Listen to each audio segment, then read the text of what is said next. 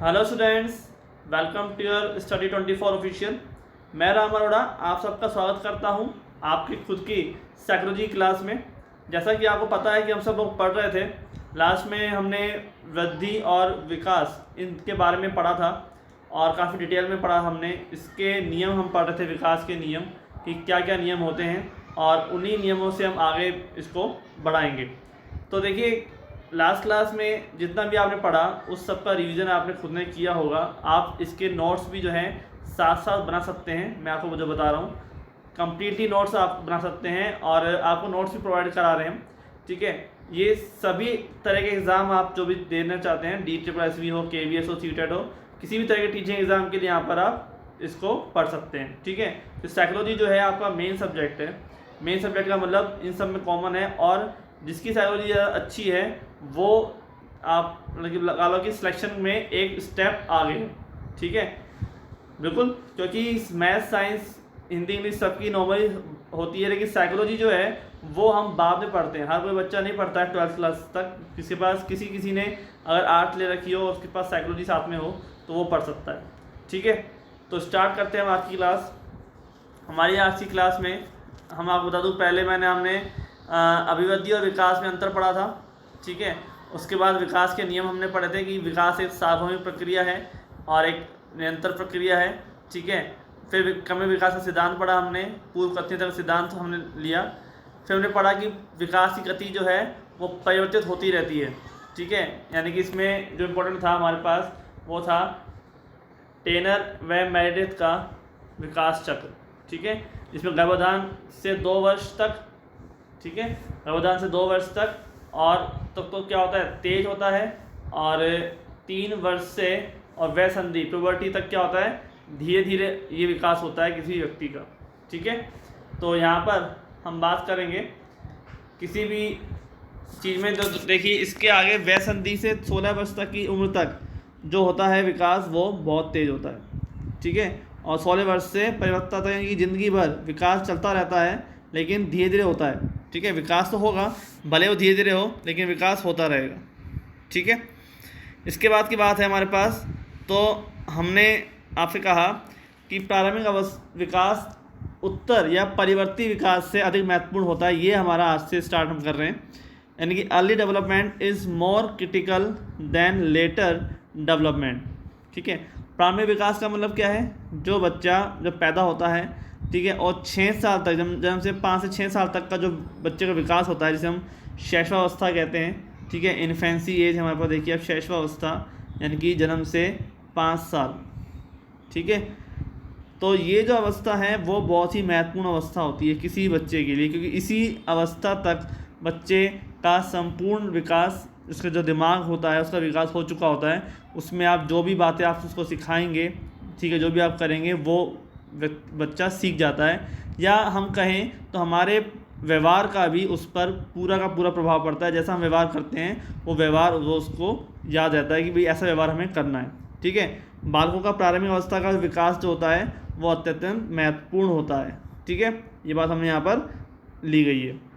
तो आप देख सकते हैं कि यहाँ पर 4 भागों में बांटा गया है विकास को, विकास की अवस्थाओं को। तो पहला है शैशवावस्था, इन्फेंसी, दूसरा है बाल्यावस्था, चाइल्डहुड, तीसरा है किशोरावस्था, एडोलेसेंस, और चौथा है वयस्कावस्था, एडल्टहुड। ठीक है, जहाँ शैशवावस्था जो है वो जन्म से 5 वर्ष मानी गई है, बाल्यावस्था 6 से 12 वर्ष, और किशोरावस्था 12 से 18 या 19 साल तक होती है। हम इसके टीन एज भी कहते हैं। ठीक है, एडोलेसेंस को हम क्या कहते हैं, टीन एज। टीन एज क्यों कहते हैं आपको पता है ना? टीन एज को हम इसलिए कहते हैं क्योंकि 12 के बाद क्या आता है, 13 आता है, 13 को हम क्या बोलते हैं, 13, टीन। और कब तक होता है ये, 19 तक। ठीक है, 13, 14, 15, 16, 17, हर किसी शब्द का क्या आ रहा है, टीन आ रहा है, इससे हम टीन एज भी कहते हैं। ठीक है, और ये बहुत ही इम्पोर्टेंट अवस्था होती है, हम इसको आगे डिटेल में भी पढ़ेंगे। इम्पोर्टेंट अवस्था होती है किसी भी बच्चे के विकास में सहायक, यानी इस अवस्था में बच्चा या तो बहुत कुछ सीख जाता है, यानी कि बहुत अच्छा बन जाता है, और या फिर बिगड़ जाता है, यानी कि जो दिशा है वो सही या गलत इसी टाइम में निर्धारित होती है। ठीक है, तो यहाँ पर हम इसके बारे में पढ़ेंगे। ठीक है, तो हमारे पास इसके बाद आती है वयस्कावस्था, 18 से 19 साल के बाद ज़िंदगी भर जितने भी आप उम्र जीते हैं वो सब आपकी वयस्कावस्था ही आती है। ठीक है, ऐसा नहीं है कि वयस्कावस्था इंपॉर्टेंट नहीं है, ये भी इम्पोर्टेंट अवस्था है। ठीक है, ये भी एक इम्पोर्टेंट अवस्था है, आपके बच्चे के विकास में सहायक होती है। लेकिन जो शुरुआत होती है शैशवावस्था, यहाँ पर बच्चा जो है बहुत ही ज़्यादा मायने रखता है, क्योंकि वहाँ पर बच्चे का जो भी दिमाग है वो बिल्कुल एक कोरी स्लेट की तरह या कोरे कागज़ की तरह होता है। ठीक है, जिसमें आप जो भी बात डालो वो सीख जाएगा। यहाँ तक कि वैज्ञानिकों ने तो ये भी कहा है कि अगर बच्चे के साथ इन जैसे शैशवावस्था है, बाल्यावस्था है, इस अवस्था में, ठीक है, इन दोनों अवस्थाओं में बच्चे के साथ अगर कोई बुरा व्यवहार हुआ है, ठीक है, कोई गलत बात हुई है इसके साथ, तो ये बात उसको ज़िंदगी भर याद रहती है। ठीक है, ये बात उसको ज़िंदगी भर याद रहती है अगर उसके साथ कोई बुरा व्यवहार किसी ने किया है तो। ठीक है, इसलिए ये अवस्था जो है बहुत ही महत्वपूर्ण अवस्था मानी गई है। इसके बाद बात आती है व्यक्तिक अंतर का सिद्धांत। ठीक है, व्यक्तिक अंतर का सिद्धांत ये बहुत ही अच्छा सिद्धांत है। व्यक्ति अंतर यानी कि व्यक्तियों में अंतर। ठीक है, इसके अभी हम डिटेल में पढ़ेंगे आगे। तो ये क्या कहती है कि मनुष्यों में समानताएं होने के बावजूद व्यक्तिगत विभिन्नताएं पाई जाती हैं। इसका कारण क्या है? वंशक्रम व वातावरण। आप खुद सोचिए, आप ये भी सोचते हो कि हर एक मनुष्य समान है, 2 हाथ है, 2 नाक है, पैर है, कान है, सबके बराबर होते हैं, चेहरे भी हैं। ठीक है, ऐसा नहीं किसी का 2 सिर हों, किसी के पास 8 हाथ हों। ठीक है, लेकिन फिर भी हर व्यक्ति के अंदर विभिन्नताएं क्यों पाई जाती हैं? कोई तो बहुत ही अच्छे पोस्ट पे पहुंच जाता है, कोई अच्छा काम करता है, कोई ज़्यादा कुछ ज़िंदगी में नहीं कर पाता। समझ में आ रहा है? मतलब कोई तो बिल्कुल छोटा घिटना सा रह जाता है हाइट में, कोई अच्छा बिल्कुल व्यक्तित्व जिसका पर्सनैलिटी अच्छी होती है। तो वो चीज़ें फ़र्क पड़ता है उसके मानसिक विकास, उसके सामूहिक विकास। ठीक है, कोई तो सबका चाहता होता है और किसी को कोई पसंद नहीं करता। तो ये सब विभिन्नताएं होती हैं व्यक्ति की स्वयं की। ठीक है, ये डिपेंड करती है उसके वंशक्रम यानी कि उसके जीन। ठीक है, हम गुणसूत्र पढ़ते हैं ना साइंस में, तो गुणसूत्र पर डिपेंड करती है कि उसके माता पिता से उसको जो गुणसूत्र गए हैं वो कैसे हैं, उनमें कितने गुण उन्होंने उसमें ग्रहण किए हैं। और वातावरण का मतलब उसके आसपास के व्यक्ति, उसका माहौल कैसा है, वो किन लोगों के साथ उठता बैठता है, इसका भी फ़र्क पड़ता है। अगर बच्चा बचपन से अच्छे माहौल में रहा है, उसके दोस्त अच्छे हैं, ठीक है, उसकी बुरी आदतों का संगत में नहीं रहा है, उसको कोई असर नहीं हुआ उसका, ठीक है, ना ही उसको कोई शराब पीने की, ठीक है, बीड़ी गुटखा सिगरेट खाने की आदत नहीं पड़ी, तो और उसका जो मानसिक वो विकास हुआ है वो भी अच्छा हुआ है, तो हमेशा उसको उन्नति मिलेगी और आगे वाले जीवन में भी वो उन्नति करेगा। ठीक है, ये बात आप चाहे चेक कर लेना अपने आसपास के माहौल में, आप खुद पे भी देख सकते हो कि अगर क्या जाता है कि अगर 5 व्यक्तियों के साथ आप रहते हो, सुबह शाम उठते हो ऐसे व्यक्तियों के साथ जो सफल हैं या कहें तो जो बिल्कुल एक आइडियल हैं, आदर्श हैं, ठीक है, आपके अंदर भी उनके गुण के आने की संभावनाएं 100% हो जाती है। ठीक है, तो हम इसके बारे में बात करते हैं। अब आगे हमारा नवा है वंशानुक्रम व वातावरण की अंत्यक्रिया का सिद्धांत। ठीक है, ये सिद्धांत जो है principle of interaction of heredity and environment, ठीक है, दोनों के अंत्यक्रिया का सिद्धांत है ये। अब यहाँ पर बात आती है प्रकृति पोषण विवाद। ये देखो बहुत ही इंपॉर्टेंट चीज़ है, यहाँ से क्वेश्चन बनता है, मैं आपको बता दूँ, यहाँ से क्वेश्चन बनता है, अच्छा वाला क्वेश्चन बनता है, तो इसको पार्ट को मिस न करें। प्रकृति का मतलब यहाँ पर है नेचर, ठीक है, और पोषण का अर्थ है यहाँ पर नर्चर। ठीक है, जो मैंने आपको बताया है, नेचर का मतलब है वंशक्रम और नर्चर का मतलब है वातावरण। जैसे ही आप प्रकृति के बारे में पढ़ेंगे, आपको क्वेश्चन आया कि प्रकृति पोषण विवाद में प्रकृति संबंधित है, तो प्रकृति को देखते साथ ही अगर आपने पढ़ा नहीं होगा तो प्रकृति को देखते साथ ही आप क्या मन में क्या आएगा कि जरूर ये वातावरण से संबंधित प्रकृति यानी कि हमारे चारों तरफ जो भी है नेचर, ठीक है, नेचर का मतलब वातावरण, तो आप सीधा टिक कर देंगे वातावरण पर।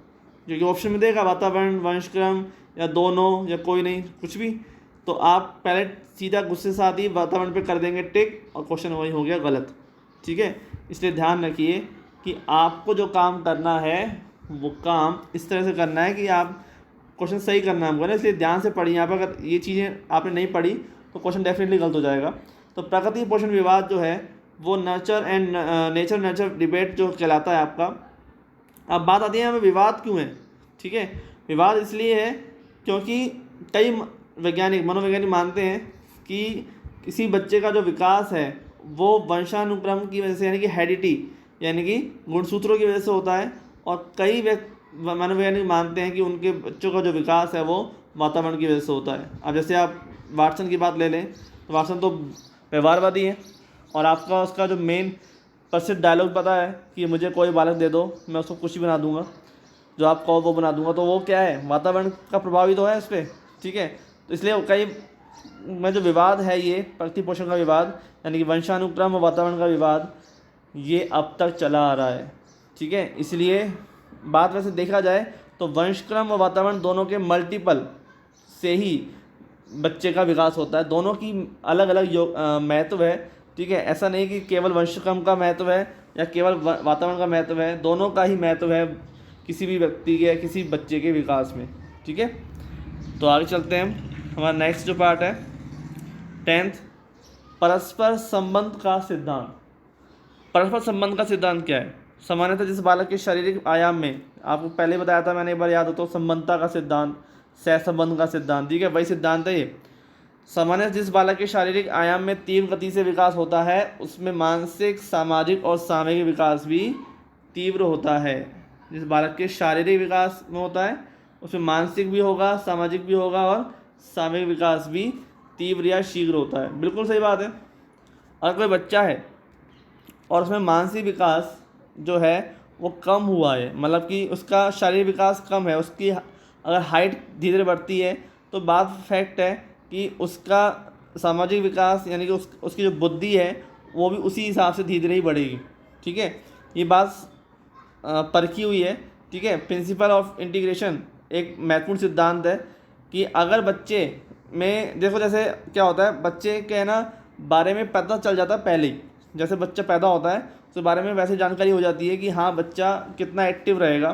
कई बच्चे होते हैं जो 20-22 घंटे सोते रहते हैं, 1-2 घंटा उठा, पता नहीं चला कि बच्चा हुआ है कि सोने के लिए पैदा हुआ है वो, ठीक है। और कई बच्चे ऐसे होते हैं एक्टिव कि कम सोते हैं, मतलब कि सबकी नज़रों में रहते हैं कि हाँ वाह, हर एक को आज जवाब, ठीक है। आप कुछ पूछेंगे, ठीक है, उसका जवाब वो बिना किसी देर लगाए दे देगा, ठीक है। छोटे छोटे बच्चे, 2-3 साल के बच्चे जो हैं उस प्रकार से होते हैं। अब ऐसा जो विकास है, ऐसा नहीं है कि वो बच्चा जो है वो 2 साल में, अगर बच्चा या 1.5 साल में बच्चा दौड़ना सीखता है तो बच्चा 6 महीने में या 8 महीने में दौड़ना सीख गया था, ठीक है। ऐसा नहीं है, इतना अंतर नहीं होता, महीने 2 महीने का फ़र्क होता है कि अपने से बराबर वाले बच्चों से वो 5 महीने, 1 महीने का वो आगे होते हैं, ठीक है। वो जल्दी चीज़ों सीखते हैं, ठीक है, उनका विकास जो है ज़्यादा होता है।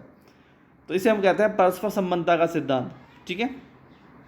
तो आगे चलते हैं। अब हमारे पास 11वां पॉइंट है एकीकरण का सिद्धांत, प्रिंसिपल ऑफ इंटीग्रेशन, ठीक है। इंटीग्रेशन में यहाँ पर एकीकरण का सिद्धांत है, यहाँ पर क्या है, परस्पर संबंध सिद्धांत, रिलेशनवाद है यहाँ पर, ठीक है। तो हम यहाँ पे एक बात आप समझाते हैं कि इस सिद्धांत के अनुसार पहले बालक संपूर्ण अंकों और फिर उस अंक के भागों को उपयोग में लेना सीखता है, ठीक है। इसके अनुसार क्या होता है कि पहले तो बच्चा संपूर्ण अंकों, फिर उस अंक के भागों को उपयोग में लेना सीखता है, इसके बाद वह संपूर्ण अंक तक उसके भागों को एकीकृत रूप से उपयोग में लाना सीखता है। एकीकरण सिद्धांत ये होता है, एकीकरण का मतलब इकट्ठा करना, अपनी शक्तियों को इकट्ठा करना, ठीक है। अब आपने देखा होगा कि कई बच्चे होते हैं, जब आप छोटे उनको देखते हो तो सबसे पहले बच्चा, जब आप कुछ ही पकड़ाते हो, ठीक है, जब बच्चा लेटा ही होता है, वो बैठना भी नहीं सीखता है, फिर बैठना भी इसी सीखता है, ठीक है।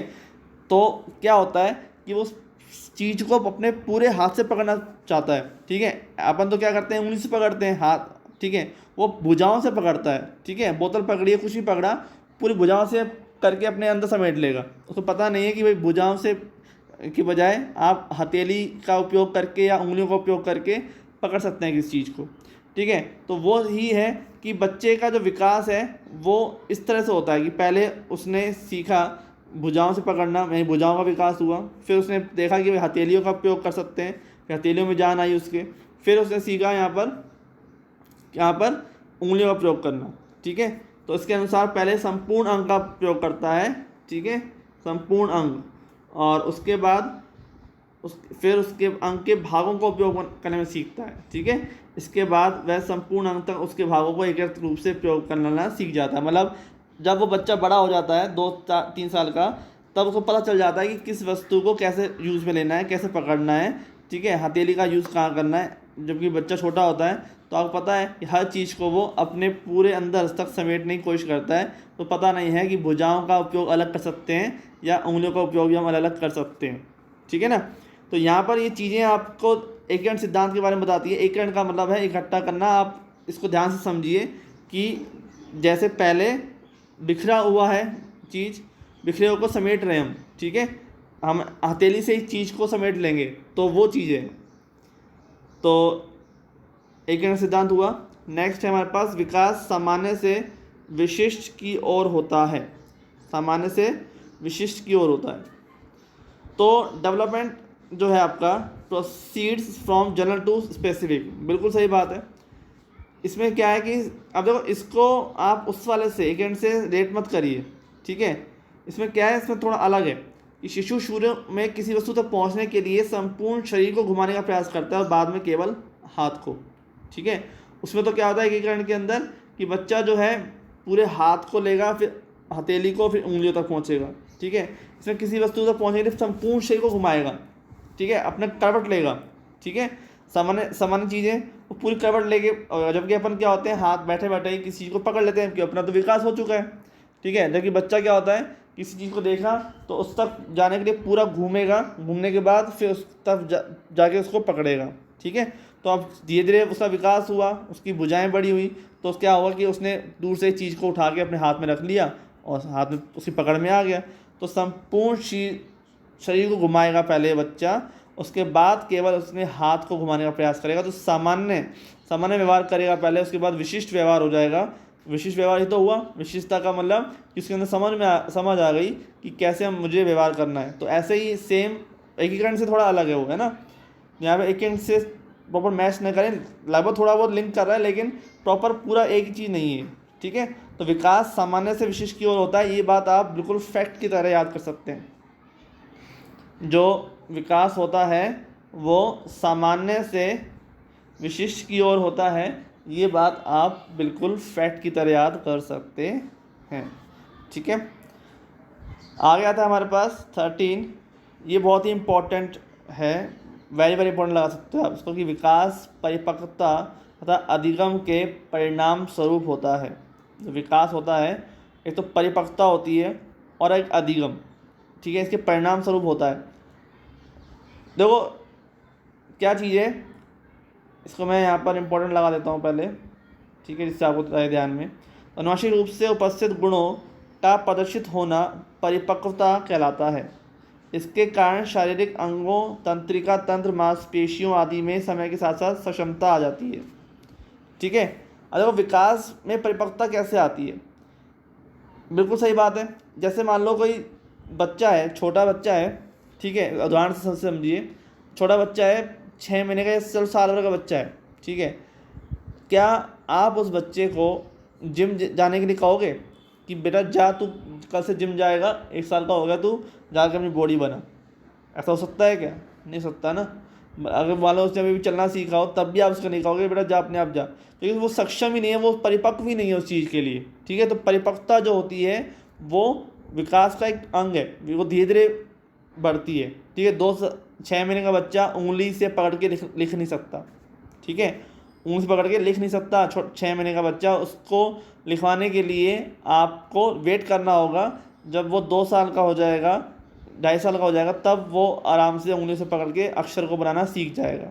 ठीक है, 2 साल का बच्चा लिखना सीख नहीं सकता, भले ही चाहे वो घुमाता रहे, कुछ भी लिखता रहे। ठीक है, प्रॉपर लिखना चाहे तो बच्चा 2.5 साल तक ही या 3 साल तक ही सीखता है ना। तो वो चीज़ आपको पता है कि इससे पहले तो बिल्कुल ही नहीं सीख पाएगा। वो उस चीज़ों को सिखाने के लिए भी आजकल प्ले स्कूल बना दिए गए हैं, तो उनमें आप अपने बच्चों को 2.5 साल या 3 साल के बच्चे को भेज देते हैं। आजकल 2 साल के बच्चों को भी भेज देते हैं, चलो बेटा जाके कुछ ना कुछ सीख ही आएगा। तो यहाँ पर उपस्थित जो गुण है उसका प्रदर्शित होना परिपक्वता कहलाता है। जो भी आपके पास गुण है को हम प्रदर्शित करेंगे।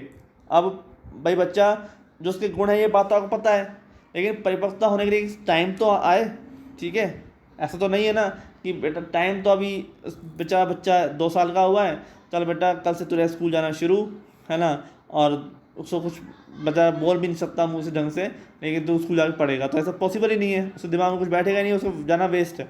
अभी तो 3 साल जो बच्चा है वही स्कूल जाने लायक होता है। और आपको पता है कि 6 साल के बच्चे को RTE के माध्यम से के माध्यम से जो 6 साल का बच्चा होता है उसको फर्स्ट क्लास में, ठीक है, फर्स्ट क्लास में भेजने के लिए, मतलब कि फर्स्ट क्लास में होगा 6 साल का बच्चा। कि 6 से 14 साल तक के बच्चे को प्राथमिक शिक्षा पूर्ण करनी होती है, यानी कि 8 क्लास तक की शिक्षा जो है वो पूर्ण कर चुका होता है जब बच्चा 14 साल के अंदर होता है, ठीक है। ये सरकार का नियम है। तो इस हिसाब से हम यहाँ पे परिपक्वता की बात कर रहे हैं, लेकिन अब इसके साथ में अधिगम क्यों जुड़ा है, ठीक है। अधिगम की बात कहाँ से आ गई, तो अधिगम देखो, अधिगम बिल्कुल इससे जुड़ा है। मैं आपको एग्जाम्पल से समझाता हूँ। मान लो एक 6 महीने मतलब कि 5 साल का बच्चा है, 6 महीने तो नहीं, 5 साल का बच्चा है, चलो 5 साल थोड़ा बड़ा हो गया, हम आपको इसको 2 साल लेते हैं, 2 साल 1.5 साल का ये बच्चा है, और एक व्यक्ति है 55 साल का, ठीक है। अब लिखना तो है 1.5 साल के बच्चे को भी नहीं आता, ठीक है, क्योंकि वो परिपक्व नहीं है, लेकिन 55 साल का जो व्यक्ति है वो परिपक्व है, लेकिन उसे कभी लिखा ही नहीं ज़िंदगी में, तो क्या लिख पाएगा, नहीं ना। एक तो व्यक्ति है, छोटा सा बच्चा है एक तो, और एक बिल्कुल बड़ा व्यक्ति है मूँछों वाला, ठीक है। इसके उम्र है 55 साल और इसकी उम्र है 1.5 साल। अपने तो कभी परिपक्व हुआ नहीं, हाथ में उंगलियां इतनी मजबूत हुई नहीं कि सीख जाए, लेकिन इसने, और इसलिए लिख नहीं पाएगा, ठीक है। और इसलिए नहीं लिख पाएगा बड़ा व्यक्ति, क्योंकि इसने कभी लिखना सीखा ही नहीं, लिखना आता ही, तो चाहे वो 55 साल का हो, चाहे 60 साल का, चाहे 70 साल का, वो लिख ही नहीं पाएगा। तो परिपक्वता के साथ में आपके पास अधिगम भी होना चाहिए कि सही समय पर जब बच्चा परिपक्व हो गया है तो उसी समय में उस बच्चे को अधिगम प्राप्त होना चाहिए। अगर सही समय में बच्चे को अधिगम प्राप्त नहीं हुआ तो फिर वो दिशा से भटक जाता है, उसकी कहें तो उसकी जो अंदर से एनर्जी है हम उसका यूज़ नहीं कर पाते हैं, ठीक है। जो अंदर से उसकी एनर्जी है हम उसका यूज़ नहीं कर पाते हैं, अगर आपने सही समय पर सही क्रम में परिपक्वता के हिसाब से उसको अधिगम नहीं दिया तो, ठीक है। यहाँ पे ये बात कही गई है कि बाधित परिपक्वता आ जाने पर अभ्यास, ठीक है, का अवसर मिलना या अधिगम होना भी जरूरी है, ठीक है। यहाँ पर यही बात देखो कही गई है, क्योंकि आप एक बात और बता दूँ एग्जाम्पल के थ्रू कि एक बच्चा है और उस बच्चे जो 6-7 साल का बच्चा है उसको ना, या लगा लो 10 साल का बच्चा, 10 साल का बच्चा है और वो काम करता है कहीं चाय रेस्टोरेंट में, ठीक है। उसके हाथों में जान आ गई है, जल्दी जान आ गई है, वो परिपक्व हो चुका है, ठीक है। मान लो 5 साल का बच्चा है, वो छोटे बच्चे लग जाते हैं, ठीक है, वो जान आ चुकी है उसके अंदर, लेकिन वो लिख नहीं पाएगा। हाथों में भले उसकी जान आ चुकी है, सक्षम हो चुका है वो, लेकिन वो लिख नहीं पाएगा क्योंकि उसने लिखना सीखा नहीं है। तो वही क्या बात है कि सही समय पर अवसर मिलना अधिगम का होना भी ज़रूरी है, ठीक है। तो यहाँ देखिए विकास जो है वो 2 चीज़ों से मिलकर जुड़ा है, विकास बराबर परिपक्वता इंटू अधिगम, ठीक है। विकास बराबर परिपक्वता इंटू अधिगम, ठीक है। ये चीज़ आपके पेपर में बहुत ही इंपॉर्टेंट हो जाती है कि डी बराबर development equal to maturity M multiply अधिगम यानी कि लर्निंग, डी बराबर M इंटू L, ठीक है। तो उसको सूत्र की तरह याद रखिए, वो आपको कैसे भी दे सकता है, ठीक है। तो बालक का विकास परिपक्वता तथा अधिगम दोनों की अंत्य क्रियाओं पर निर्भर करता है, ठीक है। तो गांठ मान लीजिए इस सिद्धांत को, आपको उसको याद रखना है। अब बता दिया आगे विकास की दिशा का सिद्धांत, ये भी बहुत इंपॉर्टेंट है। विकास की दिशा का सिद्धांत, विकास दिशा क्या होती है कि इस सिद्धांत के अनुसार विकास की प्रक्रिया एक निश्चित दिशा में आगे बढ़ती है। बालकों को शारीरिक व क्रियात्मक विकास में विकास की दिशा के मुख्य 2 नियम होते हैं, ठीक है। 2 नियम होते हैं विकास की दिशा के, और पहला जो नियम होता है वो होता है मस्तिष्क का 2 मुखी यानी कि सेफेलोकोडल सीक्वेंस, सेफेलोकोडल। दूसरा होता है निकट दूर क्रम प्रॉक्सिमो डिस्टल कई बार हिंदी में ये लिखा आ जाता है सिफेलोकोडल हिंदी में, ठीक है, सिफेलोकोडल और प्रॉक्सिमो डिस्टल सीक्वेंस। तो आपको इंग्लिश टर्म याद ना भी हो, मतलब हिंदी टर्म याद ना हो तो इंग्लिश टर्म जरूर याद रखनी है। तो हम यहाँ पे समझते हैं इस चीज़ को। पहले मैंने 2 बच्चे बनाए हैं, तो ज़्यादा ही सही बना दिए, मतलब सही बनाने की कोशिश की गई, लेकिन बच्चे थोड़ा मुझसे ड्राइंग अच्छी नहीं है, तो बच्चे नहीं, थोड़ा एलियन टाइप बन गए हैं, है ना। लेकिन आप समझ लीजिए मैं क्या समझाना चाह रहा हूँ आपको। तो पहले बात हम करते हैं यहाँ पर इस बच्चे के लिए। तो मस्कादोमुखी यानी कि लॉन्गिट्यूड यानी कि लंबवत दिशा में विकास सिर से पैरों की ओर होता है, ठीक है। विकास होता है सिर से पैरों की ओर होता है, मतलब पहले बच्चा सिर को घुमाएगा, अपना सिर संभालेगा, सिर लगा नहीं इसका अभी, पर सिर लगेगा बच्चे का। फिर वो धीरे धीरे उठ के बैठने, आपने देखा होगा सिर ऊपर करने की कोशिश करता है बच्चा, ठीक है, देखने की कोशिश करता है, फिर उठ के बैठेगा, अपने सहारे से बैठेगा। फिर सहारे से बैठने जब बैठना सीख जाएगा तो आराम से चीज़ों को पकड़ लेगा। फिर धीरे धीरे खड़ा होना सीखेगा, खड़ा होने सीखेगा, पैरों में जान आएगी, फिर वो बिना किसी सहारे के भी खड़ा हो जाएगा, ठीक है। तो यहाँ पर यही है मस्कादोमुखी यानी कि सिर से और पैरों की दिशा में विकास होना, ठीक है। लंबवत दिशा में विकास जो होता है सिर से पैरों की ओर होता है। तो सिर तथा इसके समीपवर्ती अंगों जैसे गर्दन, मुंह की क्रियाएं सबसे पहले विकसित होती हैं, इसके बाद धड़ की व उसके बाद पैरों की क्रियाएं विकसित होती हैं, ठीक है। सबसे पहले क्या होती है, गर्दन या मुंह, उसके बाद क्या होती है, धड़, उसके बाद धड़ और उसके बाद पैरों की क्रियाएं विकसित होती हैं। समझ में आ गया। सबसे पहले क्या होगा, गर्दन होगी और मुंह होगा। आप आराम से देख सकते हैं, किसी भी छोटे बच्चे के बारे में आप सोचिए, आपके आसपास कोई बच्चा होगा तो उसको देखकर आप प्रॉपरली पता लगा सकते हैं कि इसका विकास कैसे कैसे हो रहा है, ठीक है। सिफेलो का मतलब होता है स्कल, ठीक है। सिफेलो का मतलब क्या होता है, स्कल यानी कि खोपड़ी, और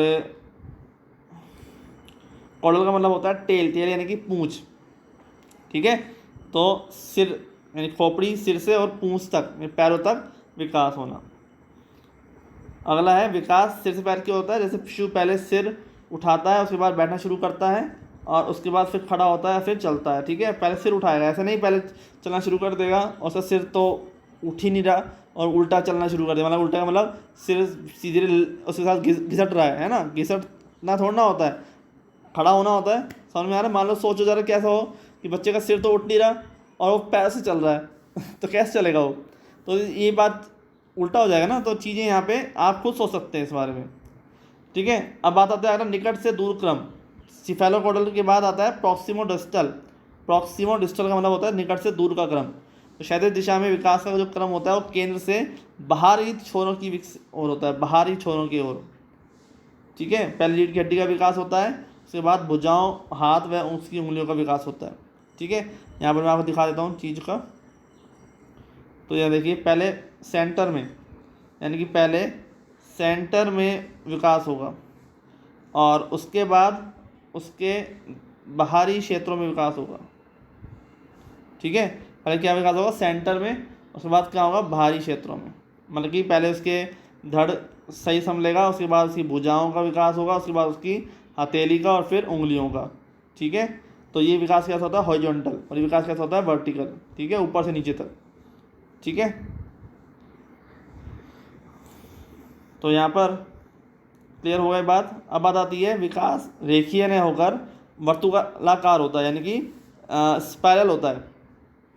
स्पाइरल कैसे होता है, ये विकास इस प्रकार से स्पाइरल होता है कि जो बच्चा है वो पहले तो कुछ बातें सीखता है, फिर जैसे जैसे बड़ा होता है वैसे उसका क्षेत्र बढ़ता जाता है। जैसे ये बढ़ रहा है ना, ये जैसे ये रिंग बढ़ रही है ऐसे, ठीक है, रिंग का साइज़ बढ़ रहा है, आकार बढ़ रहा है। तो इस प्रकार से होता है। पहले तो वो धीरे धीरे यानी कम बातें सीखता है, उसका क्षेत्र जो होता है आसपास के एरिया सीखने का जो क्षेत्र होता है वो कम होता है। फिर जैसे वो बड़ा होता जाता है, उसकी उम्र बढ़ती है, उसकी वजह से वो ज़्यादा वाइड एरिया तक, जैसे मुझे क्या क्या करना चाहिए, मेरे इस समाज में ये लोग अच्छे हैं बुरे हैं, ये सब काम क्यों करते हैं, समझ में आ रहा है। वो चीज़ें बचपन में तो पता थोड़ा होता है, जो कुछ हो रहा है वो होने दो, अपने तो मस्ती से खेलने की उम्र होती है, बाल्यावस्था, अपने खिलौने से खेलना है, खूब मस्ती करनी है, उसको कोई किसी मतलब नहीं, कौन क्या काम कर रहा है, कैसे पैसे कमा रहा है, कोई कुछ मतलब नहीं है, ठीक है, उन सबकी कोई टेंशन नहीं होती। तो ये होता है विकास रेखीय न होकर वर्तुलाकार होता है। फिर बात आती है प्रत्येक विकासात्मक मतलब अवस्था में कुछ सामाजिक प्रत्याशाएँ होती हैं। आपको मैंने बताया था पहले भी, सामाजिक प्रत्याशाएं क्या होती हैं? हमारी प्रत्याशाएं होती हैं कि समाज का आपको कुछ ना कुछ आपसे उम्मीद की जा रही है। ठीक है, हर एक बच्चे से उम्मीद की जाती है अपने समाज के द्वारा, अपने परिवार के द्वारा, कि हाँ मेरा बच्चा अब थोड़ा सा बड़ा होगा, वो बड़ा होकर स्कूल जाएगा, स्कूल जाने के बाद वो मतलब कि मैं हमारे लिए कुछ करेगा। ये परिवार की आशाएं होती हैं। तो वही चीज़ है कि हमारे लिए कुछ करना समाज की भी आशा है कि जब बच्चा बड़ा होकर कुछ बन जाएगा, समाज के लिए भी कुछ करना है। तो उम्र के अनुसार प्रत्येक समाज में बालकों से उनकी उम्र के अनुसार कुछ प्रत्याशा जुड़ी होती हैं, जिसे सामाजिक प्रत्याशा कहा जाता है। ठीक है, अब मान लो बच्चा 3 साल का है तो स्कूल जाने की आशा हो गई बच्चे से, और थोड़ा सा बड़ा हुआ तो ठीक है बच्चा 6th 7th 8th 10th में आ गया। ठीक है, उसके बाद बच्चे की कॉलेज में आ गया, फिर उसके बाद नौकरी की आशा होती है, फिर उसके बाद उसकी शादी की आशा होती है। तो ये सब चीज़ें जो होती हैं वो विकास का एक क्रम होती है। ठीक है, तो हेमिंगस ने इस संपत्ति को विकासात्मक कार्य डेवलपमेंट टास्क का नाम दिया है। तो ये आपकी 15 जो हैं विकास की सिद्धांत वो कंप्लीट हो गए। ठीक है, आराम से आप उसको पढ़िए, समझिए, और कहीं कोई दिक्कत हो तो हमसे आप पूछ सकते हैं। तो मिलते हैं फिर नेक्स्ट लेक्चर में। आज के लिए इतना ही।